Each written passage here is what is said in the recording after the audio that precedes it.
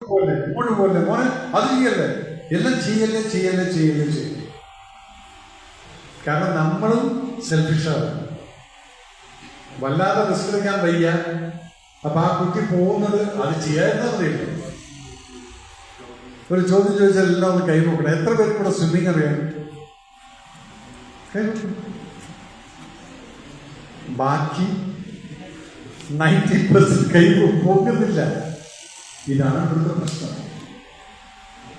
ഞങ്ങളുടെയൊക്കെ കാലത്ത് അമ്പലക്കുളങ്ങളിലും എല്ലാ നാട്ടിലുള്ള കുളങ്ങളിലും പഞ്ചായത്ത് കുളങ്ങളിലും താര പേര ചാടി കുളിച്ച് അവസാനം വീട്ടിൽ നിന്ന് തല്ലും വാങ്ങിച്ചിട്ട് ഉള്ളൊരു കുട്ടിക്കാരുണ്ടായിരുന്നു.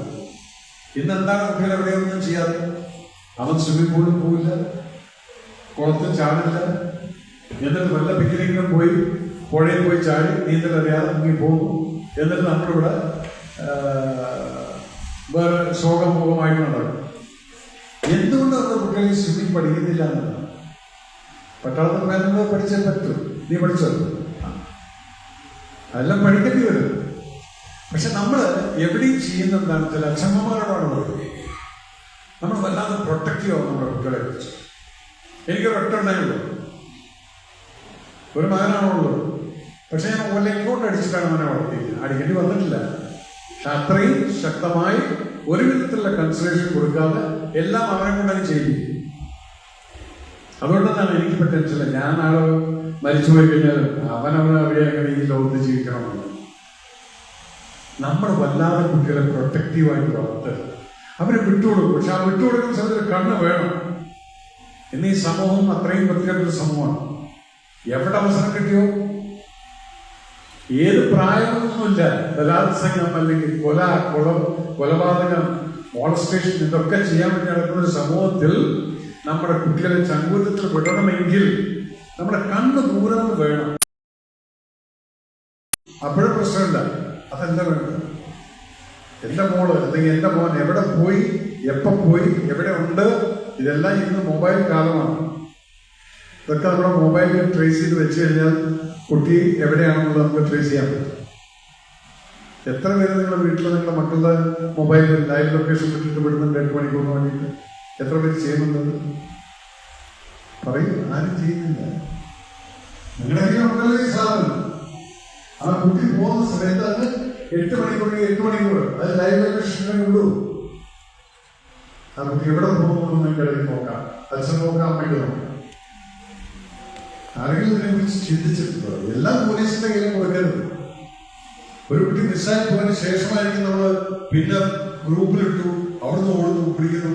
നോ, നമ്മുടെ ഈ ഫെസിലിറ്റീസ് ഉള്ളതുകൊണ്ട് കുട്ടികളെ മൊബൈലിൽ എല്ലാവരും ലൊക്കേഷനിലെ പറ്റി ഇടയ്ക്ക് അമ്മ ഒന്ന് അടുക്കളയിലുണ്ട്, ഇവനോടുണ്ട്, മൂവ് ചെയ്യുന്നുണ്ടോ ഇല്ല, ഇതെന്തിനാണ് ഈ സ്ഥലത്തോടെ നിൽക്കുന്നത്, വിളിച്ചു ചോദിക്കാൻ. മോളെ നീ എവിടെയാണ്? സ്കൂളിലല്ലോ. ഇതിവിടെ കാണാം. സോ നാളെ തൊട്ട് നമുക്കത് പ്രാക്ടീസ് ചെയ്യാം. Okay, don't leave your children unattended. ഇന്ന് ഈ ലോകത്തിൽ കാണുന്ന ഓരോരോ ന്യൂസും നമുക്ക് വേദനിക്കാൻ വേണ്ടി മാത്രമുള്ള ഒരു ന്യൂസുകളായി തോന്നുന്നില്ല. ഒന്നുകിൽ ട്രക്കിനടിയിൽപ്പെട്ടു പോകും, അല്ലെങ്കിൽ ഇതുപോലുള്ള കാപാലികന്മാരൊക്കെ അടിയിൽ ചെന്നുപെടുന്ന പ്രായഭേദമന്യേ 4 മാസവും അല്ലെങ്കിൽ 4 ദിവസവും അവരൊരു പ്രശ്നമല്ല. അത് 80 വയസ്സായാലും ശരി, അവനതൊന്നും ഒരു പ്രശ്നമല്ല. കാരണം അവന്റെ മാനസികാവസ്ഥ അങ്ങനെയാണ്. അവരിൽ നിന്നും നമ്മുടെ കുട്ടികളെ പ്രൊട്ടക്ട് ചെയ്യുള്ളൂ. ഇവിടേക്കാണ് കോൺഫിഡൻസ്. നിങ്ങൾ എത്ര പേർക്ക് ഈ കോൺഫിഡൻസിന്റെ കാര്യം ഞാൻ എന്താ പറയുന്നത്? ഇവിടത്തെ പ്രധാനമന്ത്രി ഇന്റർവ്യൂവിന് പോകുമ്പോൾ ഞങ്ങൾക്കുള്ള ആൾക്കാരുടെ ഓഫീസിലാണ് ഞാൻ ഇന്റർവ്യൂ മീറ്റ് ചെയ്യണം. കാൻഡിഡേറ്റ് വരാൻ വേണ്ടിയിട്ട് കാൻഡിഡേറ്റ് ഭാഗത്ത് വരുന്ന സമയം തൊട്ടിട്ട് ഞാൻ ഇങ്ങനെ ഇരുന്ന് നോക്കുകയാണെങ്കിൽ ഈ നോട്ടമായിരുന്നു. അവർ നോക്കുമ്പോൾ ഞാൻ പെണ്ണുകൊണ്ട് എഴുതുകയായിരുന്നു. പക്ഷെ ഈ കുട്ടിയുടെ വരവാണ് ഞാൻ നോക്കുന്നത്. എന്നത്തെ നോക്കിയിട്ടാണോ വരുന്നത്, അതൊക്കെ തലി താഴ്ത്തി കൈയെല്ലാം ഇങ്ങനെ പിടിച്ചു കുറച്ചിട്ടാണോ വരുന്നത്, ഇതെല്ലാം നമ്മൾ നോക്കും. സോ അതെല്ലാം ഉണ്ടാവാതിരിക്കാനാണ് ഞാൻ ഈ പറഞ്ഞത്. ആരെയും ഭയപ്പെടുന്നത്. ഒരാൾ ഗുഡ് മോർണിംഗ്, യെസ് സാറിന്റെ കഴിയുന്നോ, ഒരു ഇൻകോ പ്രോബ്ലം വേണ്ട. ആരാണെങ്കിലും ശരി, ഗുഡ് മോർണിംഗ് സാർ. പക്ഷെ അത് പറയണമെങ്കിൽ ഈ കോൺഫിഡൻസ് വരും. ഇതെങ്ങനെ വരുമെങ്കിൽ ഇതിലാണ് ഞാൻ പറയുന്നത്. നിങ്ങൾ എത്ര പേര് വീട്ടിൽ നിന്ന് ഇറങ്ങുന്ന സമയത്ത് അമ്മയോട് പറഞ്ഞിട്ട് പോരുന്നത്? അമ്മ ഞാൻ പോയിട്ട് വരാമെന്ന് എത്ര പേര് വരാമെന്ന് കൈവക്കും? പിള്ളേരുടെ ചോദിക്കും. അതിപ്പോൾ എൻ്റെ സ്റ്റുഡൻസ് എല്ലാം കൈവക്കും. കാരണം മുന്നേ വന്ന് ഞാൻ ലെക്ചർ കൊടുത്തിട്ടുണ്ട്. ഇപ്പം അത് പറഞ്ഞിട്ട് അമ്മയെ കെട്ടിപ്പിടിച്ച് മുമ്പ് കൊടുത്തിട്ട് വരുന്നവർ എത്ര പേരുണ്ട്? കണ്ട കൈ 2 3 ഉള്ളൂ. ഓക്കെ, ഇവിടെയാണ് മക്കളെ ഞാൻ നിങ്ങളോട് പറയുന്നത്. എന്റെ സ്റ്റുഡൻസിന്റെ എല്ലാം കൈ പോകും. കാരണം നിങ്ങൾ ഈ ഗ്യാപ്പ് കൊടുക്കണം. നമ്മൾ വളർന്നു വരുന്ന സമയത്ത് നമ്മൾ ഗ്യാപ്പ് ഇടുകയാണ്. നൂൽക്കൊടി കണ്ടിച്ച് വേർപെടുത്തിയെങ്കിലും ആ ജന്മം തന്ന അമ്മയുമായിട്ടുള്ള ബന്ധം അത് എന്നും നിലനിൽക്കണം. ആ ചൂട് നിങ്ങൾ ഓരോ ദിവസവും അറിഞ്ഞുകൊണ്ടിരിക്കണം. കാരണം ഈ ചൂട് എന്നാണ് നമ്മുടെ ജീവിതത്തിൽ നിന്ന് പോവാന്ന് നമുക്ക് പറയാൻ പറ്റും. പോയി കഴിഞ്ഞതിന് ശേഷം അയ്യോ എൻ്റെ അമ്മ പോയി എന്ന് പറയുന്നതിനേക്കാൾ നല്ലത് daily you feel and go for. നിങ്ങൾ മക്കളെ ഒരു തെറ്റ് നിങ്ങൾ ചെയ്യില്ല ഈ സമയത്ത്. കാരണം ആ ചൂട് നിങ്ങളുടെ ശരീരത്തിലുണ്ട്. ഇതൊരു സൈക്കോളജിക്കൽ ഓർഡറാണ്. അതുകൊണ്ട് നാളെ തൊട്ട് എൻ്റെ മക്കള് വീട്ടിൽ നിന്ന് ഇറങ്ങുമ്പോൾ ഒരു ഈഗോ കൊണ്ട് അമ്മയുടെ വഴക്കടിക്ക് എന്ത് വേണം ചെയ്തത്. പക്ഷെ പോരുന്നവർക്ക് ഒന്നുകൂടെ ചെയ്ത് അമ്മ ഞാൻ കൂടെ വരാണ്ട. അമ്മ ചിലപ്പോൾ വിട്ടു പോയിട്ടുണ്ട്, വിട്ടു പോടാം പറഞ്ഞോണ്ട്. പ്രാവർത്തികമായിട്ട് കാര്യങ്ങളാണ് ഞാൻ ഈ പറയുന്നത്. പക്ഷെ നിങ്ങളത് ചെയ്തില്ലെങ്കിൽ നിങ്ങൾക്ക് മിസ് ചെയ്യാൻ പോകുന്നത് എന്താണെന്നുള്ളത് അറിയില്ല. ചിലപ്പോൾ നിങ്ങൾ വീട്ടിൽ തിരിച്ചു പോകും.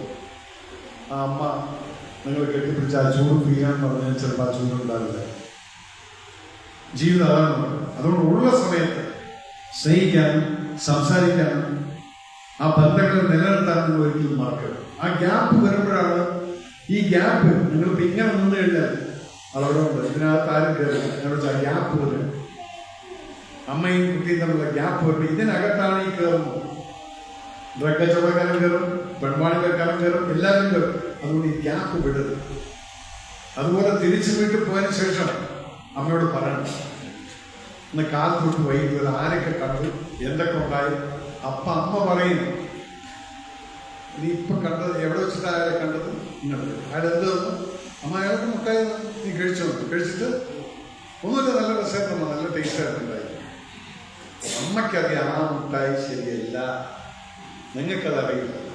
അതിനാണ് ഞാൻ പറഞ്ഞ ആ ബന്ധത്തിന്റെ ഗ്യാപ്പ് കൊടുക്കില്ല. അമ്മയായിട്ട് എപ്പോഴും സംസാരിച്ചോണ്ടിരിക്കും. അച്ഛനായിട്ട് എന്തുകൊണ്ടെന്നുള്ളത് ചോദിക്കുമായിരിക്കും. ഞങ്ങൾ മക്കളെ അച്ഛന്മാർ പ്രാരാബ്ദത്തിന്റെ പിറകെ ഓടിക്കൊണ്ടിരിക്കുന്നവരാണ്. ഒരു വീടിന്റെ 2 അറ്റം കുത്തിക്കാൻ വേണ്ടി നടക്കുന്നവരാണ് ഈ അച്ഛനെന്നത്. പക്ഷെ അച്ഛനും അമ്മയ്ക്കും മക്കളോടുള്ള സ്നേഹം ഈക്വലാണ്. പക്ഷെ ഞങ്ങളത് ഡിമാൻഡ് ചെയ്യാറില്ല. അച്ഛന്മാർ അമ്മമാരാണെങ്കിൽ ഡിമാൻഡ് ചെയ്തില്ലെങ്കിലും അവർ ആഗ്രഹിക്കുന്നുണ്ട്. എൻ്റെ കുട്ടി എന്താ എന്നോടൊന്നും പറയാതെ പോയത്, എൻ്റെ കുട്ടിക്ക് എന്നെ വന്ന് കെട്ടിപ്പിടിച്ചൊരു ഉമ്മ തന്നൂടെ. ഇതുപോലൊരു ക്ലാസ് കഴിഞ്ഞിട്ട് ഒരു 5-6 വർഷം മുന്നേ ഒരു സ്ഥലത്ത് നിന്ന് എനിക്കൊരു കോൾ വന്നു. സാറ് ഞാൻ സാറിന്റെ സെമിനാറിന് അറ്റൻഡ് ചെയ്യുന്ന അമ്മയ്ക്ക് സാറിനോട് സംസാരിക്കുന്നത്. അപ്പൊ ഞാൻ നിങ്ങളോട് സംസാരിക്കാൻ എന്ത് പറ്റിയ മാറിച്ചു. സാർ ഞാൻ ജീവിതത്തിൽ എന്നും ആലോചിക്കുമായിരുന്നു. എൻ്റെ മോൺ സ്കൂൾ പോകുന്ന സമയത്ത് പലപ്പോഴും ആലോചിക്കും, ഇവൻ എന്നെ ഒന്ന് കെട്ടിപ്പിടിച്ചിട്ടൊന്ന് മോശം പോകാറുണ്ടാ. ഞാൻ പറയാറില്ല സാർ. ചിന്ന വന്ന് കെട്ടിപ്പിടിച്ച് കുറെ കരഞ്ഞു എന്ന് പറഞ്ഞ അമ്മ ഇനി ഞാനത് ചെയ്യില്ല. പിന്നെ ചോദിച്ചപ്പോഴാണ് പറഞ്ഞത്, രവി സാർ ഇങ്ങനെ പറഞ്ഞു. അപ്പൊ അതിന്റെ ആ ഫീൽ ആ കുട്ടിക്ക് റിയലൈസ് ചെയ്യും. അപ്പൊ ആ അമ്മയും പറയുന്നതാണ്, ഞങ്ങൾ മക്കളോട് പറയാറില്ല, പക്ഷെ ഞങ്ങൾക്ക് ആഗ്രഹങ്ങളുണ്ട്. അത് ഇതുപോലെ എൻ്റെ അടുത്തേക്ക് വരുന്ന സമയത്ത് ഞാനത് പറയുന്നത് ഞാൻ ജീവിതത്തിൽ അനുഭവിച്ചതും പ്രായശ്ചിത്തം ചെയ്യാൻ പറ്റാതിരിക്കുന്ന ഒരവസ്ഥയിൽ നിൽക്കുന്നതുകൊണ്ട് ആ അമ്മമാരെ കുറിച്ച് ഞാൻ സംസാരിക്കും. കാരണം 6 ദിവസം അമ്മയുടെ ഫോണിൽ സംസാരിച്ചില്ല. 6ാം ദിവസം അമ്മ മരിച്ചെന്നുള്ള ന്യൂസാണ്. അപ്പൊ അതുകൊണ്ട് മക്കളെ അങ്ങനെ ഒരു അവസ്ഥയിൽ നിങ്ങൾ പോരും. അങ്ങനെ ഉണ്ടെങ്കിൽ എന്താണ്, നിങ്ങൾ ജീവിതത്തിൽ ഒരിക്കലും ഒരു തെറ്റും ചെയ്യില്ല. So start inculcating this habit. പിന്നെ കോൺഫിഡൻസ് കേൾക്കാൻ നാളെ തൊട്ട് അച്ഛൻ്റെ അടുത്ത് പറഞ്ഞ ആദ്യം നല്ലൊരു കണ്ണാടി വീട്ടിൽ വാങ്ങിച്ചു, മുഖം നോക്കുന്ന കണ്ണാടി. എന്നിട്ട് നിങ്ങൾ ആൺകുട്ടികളും കുട്ടികളും കുളിച്ച് സ്കൂളിലേക്ക് എവിടെയാ പോകുന്ന വെച്ചിട്ട് മുന്നേ ആ കണ്ണാടി സ്വന്തം കണ്ണിൽ നോക്കിക്കൊണ്ട് 30 സെക്കൻഡ് ഉണ്ട്. അപ്പൊ നിങ്ങൾക്കറിയാം, നിങ്ങൾ ആ 30 സെക്കൻഡ് കണ്ണാടിയിൽ നിങ്ങളുടെ കണ്ണിൽ നോക്കുന്നില്ല. ആദ്യം ആ സ്വഭാവം ഇൻകൾക്കേറ്റ്. നമ്മളൊരാള് മുഖത്ത് നോക്കി സംസാരിക്കുന്നത് ഓവറോൾ മുഖത്താണ് നോക്കുന്നത്. ആദ്യം ആ കണ്ണിലേക്ക് മാത്രം നോക്കിക്കൊണ്ട് സംസാരിക്കാനുള്ള സ്വഭാവം ഇൻകൾക്കേറ്റ് ചെയ്യാൻ ഞാൻ ഈ പറഞ്ഞ കണ്ണാടിയിൽ നോക്കിക്കൊണ്ട് സ്വന്തം മുഖത്ത് സ്വന്തം കണ്ണിൽ കണ്ണിട്ടുകൊണ്ട് നോക്കിക്കൊണ്ടിരിക്കും. ഇടയ്ക്ക് നിങ്ങൾ ഡീവിയേഷൻ പോവും, എങ്ങനെ കോൺസെൻട്രേഷൻ. ചിലപ്പോൾ മൂക്കിലായിരിക്കും നോക്കുന്നത്, ചിലപ്പോൾ കവിളിലായിരിക്കും. അതാരത് തിരിച്ച് എങ്ങനെ കണ്ണിലോട്ട്. ഒരാഴ്ച കഴിഞ്ഞാൽ നിങ്ങൾക്ക് ഈ 30 സെക്കൻഡ് നിങ്ങൾ ഫുൾ ടൈം കണ്ണിലോട്ട് നോക്കുന്നത്. ഇതായിരിക്കും നിങ്ങളുടെ സ്വഭാവം. ആരോട് സംസാരിക്കുമ്പോൾ കണ്ണിട്ടുകൊണ്ട് സംസാരിക്കും. അവിടെയാണ് മറ്റവന്റെ കോൺഫിഡൻസ് താഴ്ന്നു. ആ ഒരു ഷൂർനെസ് ഉണ്ട്, അവൻ നോക്കുന്നത്. അപ്പൊ മറ്റാൾക്കറിയാം ഇവൻ ചില്ലറക്കാരനല്ല, അല്ലെങ്കിൽ ഇവിടെ ചില്ലറക്കാരനല്ല, ചിലക്കാർക്ക് എന്താണ്. ഞങ്ങൾക്ക് എക്സാമ്പിൾ പറയാൻ ഒരു മാനസി എന്ന് പറഞ്ഞതിന്റെ ഒരു സ്റ്റുഡന്റ് ഉണ്ടായിരുന്നു. അച്ഛനും അമ്മയും ഇല്ല. പക്ഷെ ആ കുട്ടിയെ ഞാൻ സ്റ്റേജിൽ വിളിച്ചിട്ട് ഞാനവിടെ ഫീസ് ഒന്നും വേണ്ട, ഞാനവിടെ പഠിപ്പിക്കാമെന്ന് പറയാൻ വേണ്ടി വിളിച്ചപ്പോൾ ആ കുട്ടി എന്നോട് പറഞ്ഞാൽ സാർ മൈക്ക് താഴ്ത്തി കഴിഞ്ഞ് ഏതാണ്ട് കാത് കൊടുത്ത് എന്നോട് സാധാരണ കാണിക്കരുത് സാർ. അച്ഛനും അമ്മയും ഇല്ലാത്തൊരു പെൺകുട്ടി, അവർക്കൊരു സിസ്റ്റർ മാത്രമേ ഉള്ളൂ. പരസ്പരം സാധാരണ കാണിക്കരുത്. കാരണം അവൾക്കറിയാം ഈ സാധാരണത്തിന്റെ പേരിൽ ഈ സമൂഹം എന്നെ ചൂഷണം ചെയ്യുന്നു. അവിടെ ഞാൻ ആ കുട്ടിയായിരുന്നു ഇടങ്ങളിൽ ടച്ചിലുണ്ടായിരിക്കും. അപ്പൊ പലപ്പോഴും പറയും സാറ് ചില സമയത്ത് ദേഷ്യം വരുമെങ്കിലും എങ്ങനെ ചെയ്യണമെന്ന് അറിയില്ലാന്ന്. എന്താ പ്രശ്നം സാർ? ചിലപ്പോൾ റോഡ് സൈഡിലൊക്കെ വല്ലവരും പറയുന്നത് രാത്രി ഞാൻ വീട്ടിൽ പോകുമ്പോൾ പറയാം. ഞാൻ പറയുമ്പോൾ നീ ആ മോനെ കയറി ചെല്ല്, ചെന്ന് ചോദിച്ചേട്ടാ ചേട്ടൻ്റെ പ്രശ്നം എന്താണ്? അങ്ങനെ ഒരു ദിവസം രാത്രി എന്നെ വിളിച്ചിട്ട് ഞാൻ വെറുതെ ചുമ്മാ അവിടെ കയറി ചെല്ലാനേ പറഞ്ഞു.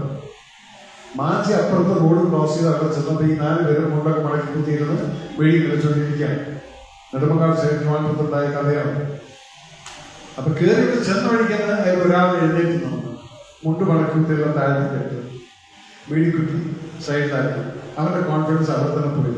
ഈ കുട്ടി അങ്ങോട്ട് വിളിച്ചത് വരാന്തയിൽ ബാഗ് വരാന്തയിലോട് വെച്ച് ഞങ്ങളുടെ മോട് വെച്ച് തുപ്പട്ട ഇട്ടിട്ടുള്ള ആരെയും ഞാൻ കെട്ടിയിട്ടൊന്ന് പറഞ്ഞെന്താ മനസ്സിൽ ചേട്ടൻ സമാധാനത്തിൽ ഫുള്ളായിട്ട് നോക്കിക്കോ. മോളൊന്ന് താഴ്ത്തിക്കുക. ഞാൻ നിന്നു.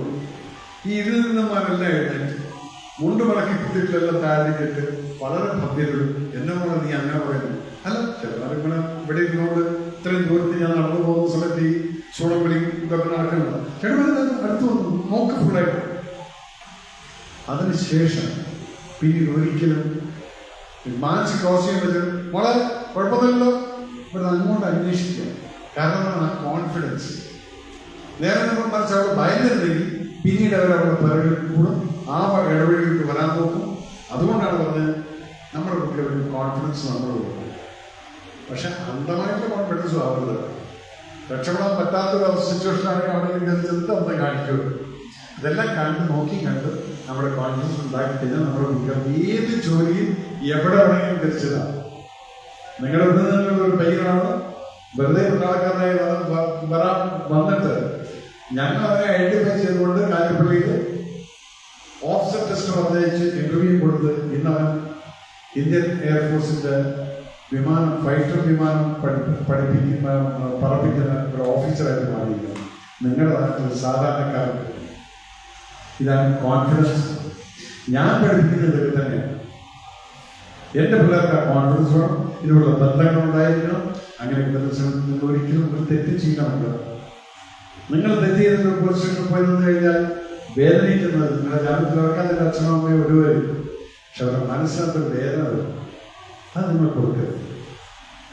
നിങ്ങൾക്ക് ജന്മം തന്ന അച്ഛനും അമ്മയ്ക്കും മാക്സിമം തലവേദന ഈ സമൂഹത്തിൽ നടക്കാനുള്ള പ്രവർത്തനങ്ങൾ മാത്രമേ നിങ്ങൾ ചെയ്യാൻ പാടുള്ളൂ. ഓക്കെ, ഇതിൽ കൂടുതലൊന്നും ഇപ്പം ഈ ഒരു സെമിനാറൊന്നും ഞാൻ സംസാരിക്കേണ്ട ആവശ്യമില്ല. അത് ഇനിയിപ്പം സബ്സിക്വൻ്റ്ലി ഇവിടെ ചേർന്നിട്ടുള്ള പിള്ളേർക്ക് ഞാൻ ക്ലാസ് എടുക്കാൻ വേണ്ടി വരുന്ന സമയത്ത് അന്ന് ഞാൻ സെമിനാർ നടത്തില്ല. ആരും വിളിക്കൂ. എന്നാൽ